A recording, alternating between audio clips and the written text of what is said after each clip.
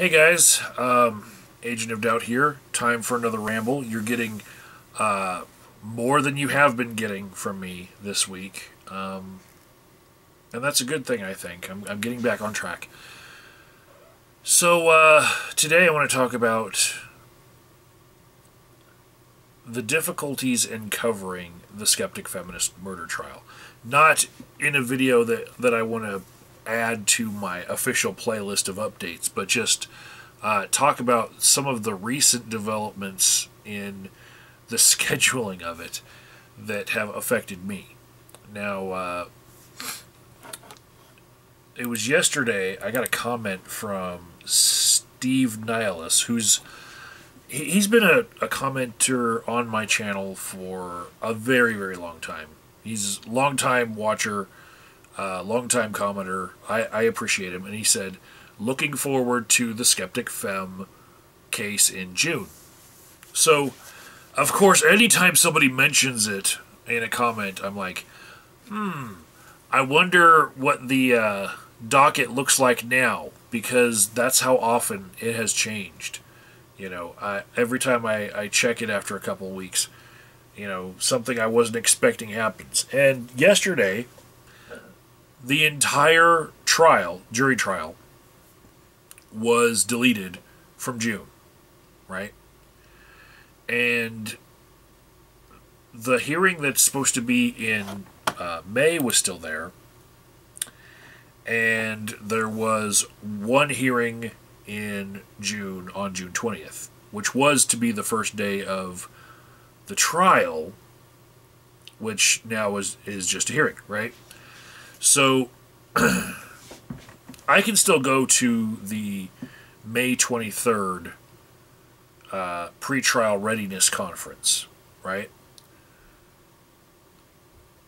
I am not able to go to the first part of the trial because of scheduling conflict that I have with my grad school, because I will be doing intensives on that very same week, and I will be in a completely different part of the state and not able to even catch one bit of that first week that was to be the jury trial. Now, I estimated that those first 3 days of the jury trial would have been maybe first jury selection, which takes a while, and then maybe the opening statements, and then there was going to be like 2.5 more weeks of jury trial that were scheduled and laid out. And I was preparing to put in my leave forms for my job, and I get paid time off from my job, and I've been collecting it, and haven't really had much to use it for. I was sick over Christmas, and that took me out like a week from work, and I burned like a week of my paid time off, but I still have quite a bit of it. In fact, by June, I estimate I'll have somewhere over 240 hours of paid time off saved, you know, and, you know, divide by 40, and that's how many weeks I can take off. And, yeah, like 6 weeks of PTO saved up. And in September, something happens where there's a cap on how much you can carry over into the next fiscal year.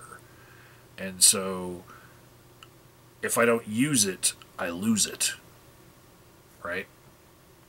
So knowing that, I've got a set number of weeks that I was going to burn anyway, and pretty much have to around the same time of the trial. This is not something that's putting me out that much by using my benefits just to vacation in Western Slope, Colorado, and during the day go to this trial.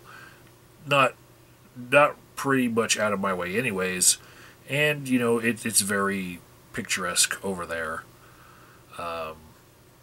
I was thinking about visiting Dinosaur National Monument in Utah, you know, for a little of that vacation. But here's the deal.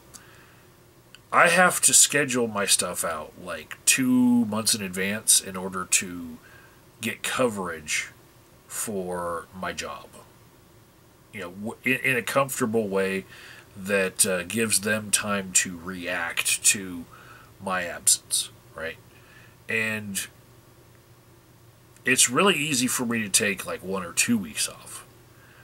When I want to take like 3 to 4 weeks off, all of a sudden it's a nightmare for them scheduling wise, because they can get someone to cover for like a week or two, you know, on my different shift and, you know, doing my different job. But then, you know, they really don't want to do it for a whole 3 to 4 weeks. So it's really hard for them to find coverage for me that long. So when I was looking at how long this trial was scheduled for, I'm like, damn, that's going to be hard to pull off, you know, coverage-wise. I'm probably going to have to assist in finding my own coverage by making what, you know, I as an addiction counselor like to call drug deals with my coworkers, where I call in favors and whatnot and get people to cover, say that they'll cover for me, you know, basically to grease the wheels so that my organization does not have to deal with the problem, right? So then I was looking at like the intensives that I do have to take off for, which is the week of the 16th through the 21st of June, right? And that was like the first week of the trial, you know, and so I'm going to take off for that no matter what, because I got to, you know, priorities, school, right?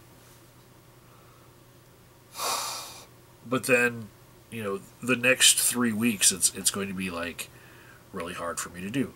And then right before I put in my request for all that time and do all of these drug deals in order to get that time off, the entire trial gets deleted from the docket. And so yesterday there was only 2 court dates on the docket, and now they've re-added on the 21st jury trial, right? Well, I know from the previous hearings that I've gone to that it's actually like 3 weeks worth of content that they were thinking that they were going to have to go over. Like, for them to cram it all down into one day is pretty much impossible. But I'll show you right now. This is what it looks like on the docket, right? So, you know, there's just those 3 days, right? Pretrial readiness conference in May, then a hearing on the 20th, and a jury trial on the 21st, which that is not enough time to have that jury trial. You know, I know it because they were saying they needed like 3 weeks in order to do this properly. So,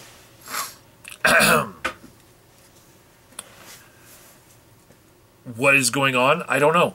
You know, are they rescheduling? Are they, has there been a problem with the judge wanting to take a vacation?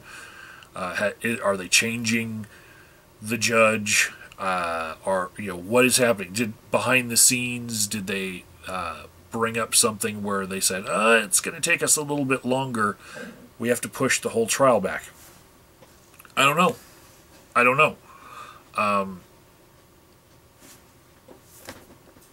It just seems very strange to me. And the differences happen, like, daily. Like, yesterday there was only 2 listings, and now there's 3 listings on the docket. And it's very frustrating to try to plan to go see something like this. And I've said this before in my other videos about this. I really feel for the family that want to see this case. You know, Heather's family. You know, her mom and dad have been to every hearing, right? Her sister has been to most of them. How do you plan your life around a schedule that fluctuates like this? You know, this is bullshit. You know, those who really want to watch this are you know, beholden to the whim of these scheduling changes. It sucks. I was hoping that the trial might be rescheduled again to get away from my intensives week, so that it wouldn't be so much of a block of time away from my work. But at the same time, I have this conflicting interest of, in September, I have to have used that PTO or I lose it. I can only keep like 180 of my hours, and the rest, if I haven't used it, it gets paid out at a crappy rate, and it gets heavily taxed. So there's like no reason to not just burn it and use it, because you don't get that much of a benefit for getting paid out for it. You know? So, and really, self-care. You know, I'm a counselor. I should know this. You should take vacations and go follow your interests, and, you know, not hoard your PTO like I have been doing. You know, that just brought on a little bit of shame and guilt. But anyways, I do want to see this through to the end, you know, and I will be going in May, and hopefully I get some answers as to what is going on with all of the scheduling. But as of right now, I cannot see myself putting in forms to start the process to get coverage for me so that I can take off on vacation for something as shifting as this, you know. I'll have to miss the June 20th and 21st days anyway, but hopefully something more solid comes out of that May 23rd pre-trial readiness conference, and I can glean from that a little bit better, you know, what I should do as far as how to spend my PTO in order to cover this case and get the closure that not just me, but a whole bunch of people around the whole fucking world would like to see. Side note, I did read an article from the New Yorker about a guy who had pushed his murder trial out for like 10 years.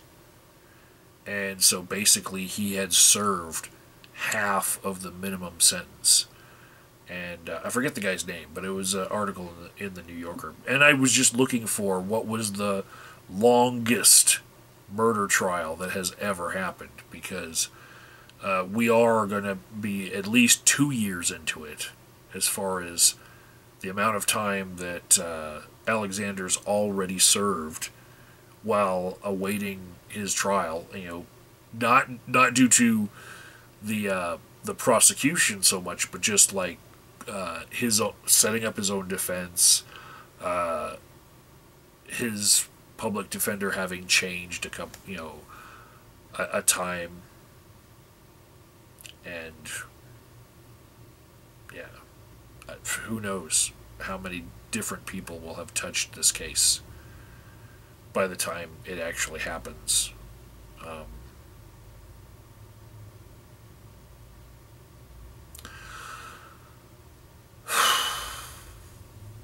That's all I wanted to say today. Is next update, official update for the Skeptic Feminist murder trial should be on May 23rd. which is 2 months from today ish. So I have no confidence that this thing is going to be done and over with by the end of June or July. You know, it's gone on this long. You know, and we've seen. You know, it was supposed to happen in December, and it got canceled. And I was able to, because of the notice of how long we had between when it got canceled and when I would have taken my vacation to go see it, I was able to cancel, you know. And now it's like, we're coming up on, like, some really stressful planning on my part in order to make this happen. And why? You know, I'm not doing it for the views at this point. Nobody watches my channel.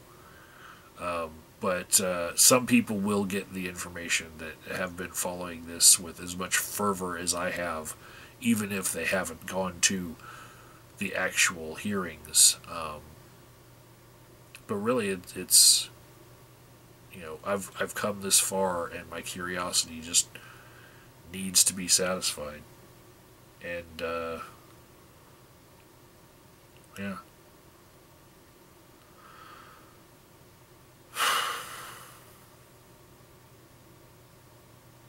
I'll have something better to talk about tomorrow.